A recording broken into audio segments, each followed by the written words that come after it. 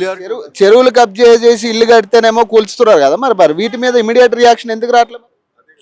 అది ఆఫీసుల ద్వారా క్లియారిటీ కావాలి. ప్రతి ఆఫీసులోకి వెళ్ళి మొత్తం ఇన్వెస్టిగేషన్ అయ్యి క్లియరెన్స్ రావాలని వెయిట్ చేస్తున్నాం. దాని గురించి ఒకసారి మీరు చెప్పండి, అంటే ఏం జరుగుతా ఉంది ఇప్పుడు? 93 ఎకరాలు ఉండాల్సిన చెరువు మీరు కొన్నప్పుడు 93 ఎకరాలు, 450 అంటే 5 టైమ్స్ అవటం ఎలా అయిందంటే, ఒక చెరువుకు అలుగులు స్లూయిస్ ఉంటాయి, అవి 10 సంవత్సరాల నుంచి మూసివేశారు. ఇది ఒక పెద్ద క్రిమినల్ యాక్ట్. ముందు ఉన్న నాలాలు కూడా అవి ఏ పొజిషన్ ఉండేయో ఎవడో ఆక్యుపై చేసాడో తెలీదు. మనం ఉన్న హైడ్రాక్ పనే ఇది, నాలాలు ఓపెన్ చేయటం. కోర్టు ఇచ్చినా కూడా చేయట్లా. ఇది క్రైము. రేవంత్ రెడ్డి గారి దగ్గర సరిగ్గా ఇన్ఫర్మేషన్ వెళ్తలేదు. ఇప్పుడు మూసీ నది లాగా దీన్ని కూడా ప్రక్షాళన చేస్తేనే మనం అక్కడ ఉన్న బతుకులు కూడా బతుకుతారు. లేకపోతే ఆ మూసీ నది బయోడైవర్సిటీ అనే చెరువు బయోడెసిటీ అయిపోతుంది.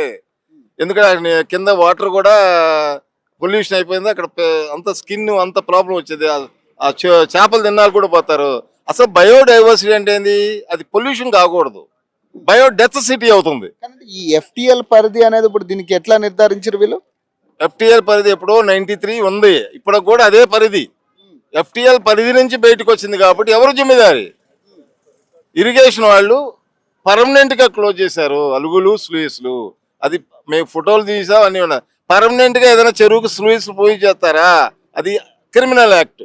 ఈయన కూడా రంగనాథ్ కూడా వచ్చింది కదా మీ దగ్గరికి, ఏం చెప్తా ఉన్నాడు ఆయన? 1 year అవుతుంది కదా. సీఎం ఆఫీస్ కి ఇచ్చాం, అంత రిపోర్ట్ వస్తున్నారు. సీఎం ఆఫీస్ కి వెళ్ళిందో లేదో మాకు కావాలి.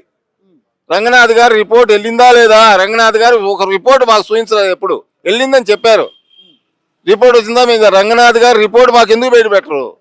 ఆయన వచ్చి కూడా 1 year అవుతుంది కదా మీ దగ్గర. అదే కదా, అంతా రిపోర్ట్ చేసావు, కమిటీ వచ్చింది, అంతా పెట్టి ఆయన వచ్చి చూశాడు, రాంగ్ అన్నాడు. ఇదంతా రాంగ్ అవుతుంది. రాంగ్ అయిన రిపోర్ట్ మా పబ్లిక్ చూపిస్తే తప్పే ఉంది. అదేమన్నా దొబ్బిదా? ఆయన రిపోర్ట్ సీఎం గారికి ఇస్తే ఇప్పుడు మూసీ నది రిపోర్ట్ ఇస్తే మూసీ నది యాక్ట్ అవుతుంది. రేపు 6 చెరువులు తీసినప్పుడు దీన్ని కూడా డెవలప్మెంట్ చేయండి. అది మీ జిమ్మెదారి. హైడ్రా పుట్టింది దానికి. హైడ్రా ముందుకు పోవట్లేదు, ప్రజలు పరిశాన్ అవుతున్నారు. ఇక్కడ ఈ మధ్య కాలంలో మళ్ళీ రంగనాథ్ గారిని కలిసే ప్రయత్నం చేసిరా? రంగనాథ్ గారికి 1000 సార్లు వేసావు, అదే జవాబు. మేము సీఎం గారికి ఇచ్చాం, సీఎం గారు ఇచ్చామండి. అదేదో చూపించచ్చు కదా, ఏమి ఇచ్చావు? మేము జిమ్మెదారి సిటిజనే కదా, నువ్వు జిమ్మెదారి ఆఫీసరు కదా. జిమ్మెదారిగానే చేస్తున్నావు, మేము అంటలేదు, కానీ అది టైమ్లీ చేయాలి. ఇప్పుడు లైఫ్ టైంలో న్యాయం జరగకపోతే వేస్టే కదా. మా సీఎం అవుతామని హైడ్రా అంటే ఏంటి?